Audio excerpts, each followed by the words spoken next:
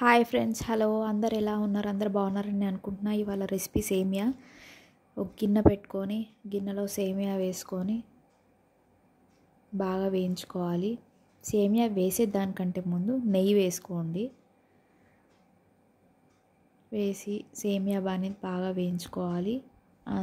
అందులోనే పక్కకి కొంచెం డ్రై ఫ్రూట్స్, జీడిపప్పు, బాదం, కిస్మిస్, పిస్తా, అలా ఏవి ఉంటే అవి మీకు నచ్చినవి, మీ ఇంట్లో ఏవి అవైలబుల్గా ఉంటే అవి కొంచెం నెయ్యి వేసుకొని ఆ డ్రై ఫ్రూట్స్ అన్నీ మంచిగా దోరగా వేయించుకోండి. అలాగే ఈ సేమియా వేయించుకునేటప్పుడు మాత్రం కొంచెం సిమ్లో పెట్టి చిన్నగా మంచిగా ఎర్రగా మంచిగా వేయించుకోండి. చాలామంది నార్మల్గా హడావుడిగా దబా వేయించేస్తారు. అలా కాదు. ఈ సేమియాకి టేస్ట్ రావాలి అని అంటే లో ఫ్లేమ్ ఉండాలి పొయ్యి. అట్ ద సేమ్ టైం సేమియా అనేది మంచిగా ఎర్రగా చిన్నగా మంచిగా వేయించుకోవాలి. వేగిన తర్వాత అందులోనే మిల్క్ యాడ్ చేసుకోవాలి.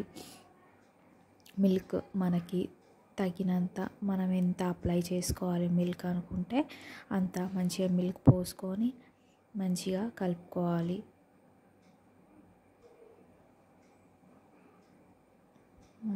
కొంచెం సేమియా మునిగేటట్టుగా కొంచెం మిల్క్ పోసుకున్న తర్వాత షుగర్ యాడ్ చేసుకోవాలి. షుగర్ మీ స్వీట్నెస్కి తగ్గట్టుగా అండి. కొంచెం మేము స్వీట్ తక్కువగా తింటాం కాబట్టి నేను నార్మల్గా షుగర్ వేసానండి.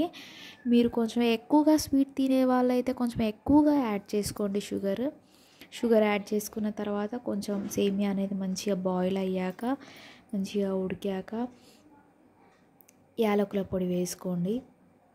యాలకుల పొడి వేసుకొని మంచిగా కలపెట్టుకోండి. మంచిగా సేమియా అనేది మంచిగా ఉడకాలి. మంచిగా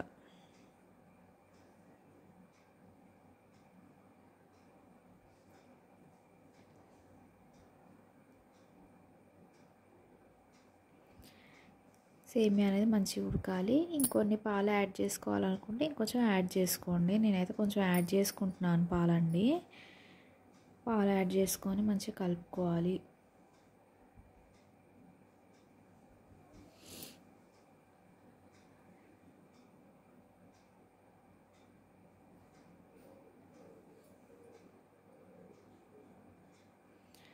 ఇంకొంచెం ఎక్స్ట్రా పాలు కూడా యాడ్ చేసుకోవాలని అనిపించిందండి. యాడ్ చేసుకుంటున్నాను. కొంచెం పాలు అనేది నేను ఎక్కువనే యాడ్ చేశాను.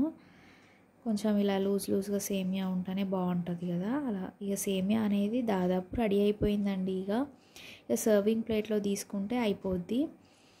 ఒక లైక్ చేయండి. అలాగే సబ్స్క్రైబ్ చేసుకోవడం మాత్రం అస్సలు మర్చిపోకండి. నన్ను సపోర్ట్ చేయండి. ఇలాగే మరిన్ని వీడియోస్ మీరు చూడాలి అనుకుంటే తప్పకుండా సబ్స్క్రైబ్ చేసుకోండి.